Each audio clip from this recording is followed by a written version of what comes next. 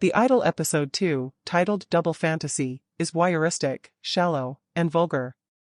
The first episode of The Idol skirted over the seedier side of the music industry, while the second tries to delve deeper into it. Jocelyn is currently reorganizing her music career after her mother's loss, her ex's betrayal, and the cancellation of a global tour. Jocelyn should have been given more time to discuss these developments in episode 2 of The Idol.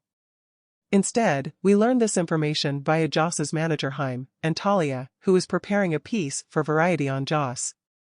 While these nuggets are being doled out, we focus on Jocelyn as she goes through hell while filming a music video for her self-produced single world-class star. Visually, it's evident that Jocelyn is a vehicle for pain and loss of agency in the music industry due to the stark contrast between her experience and the protagonist's identity in The Idol. The skill hiding behind this exhibition of pain may be harmed.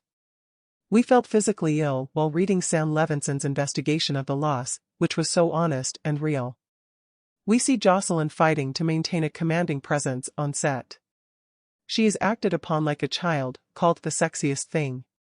She has stitched herself a garment that is cutting into her.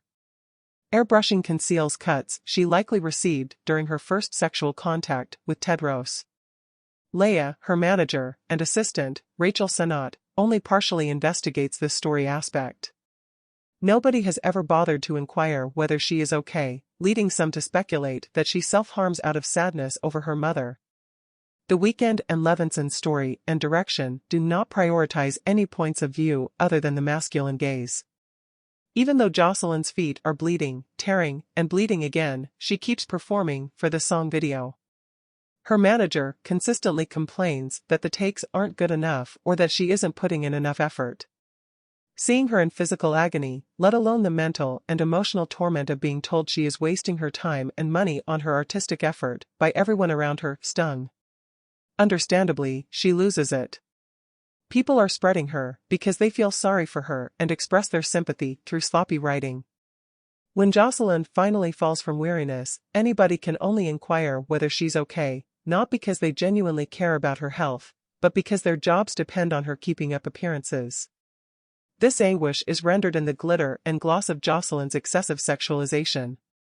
Her physical and mental health are intertwined, yet there is no apparent connection between the tale they portray and her struggle with fame. Jocelyn's sole apparent audience member is Tedros Abel Tesfaye, aka The Weeknd. As her life collapses around her, she relies on this deadly person. He's employing her to gain access to the music business. Diane, played by Jenny Kim, is one of Tedros's employees.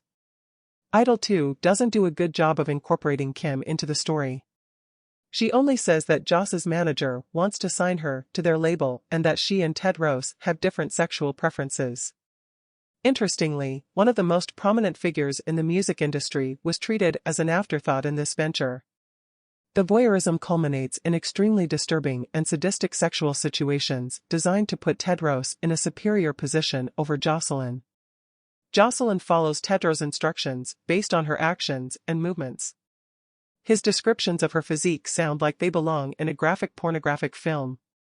Shock value, but only because it allows Levinson to spend more time with Jocelyn and further establishes Tedros as the antagonist.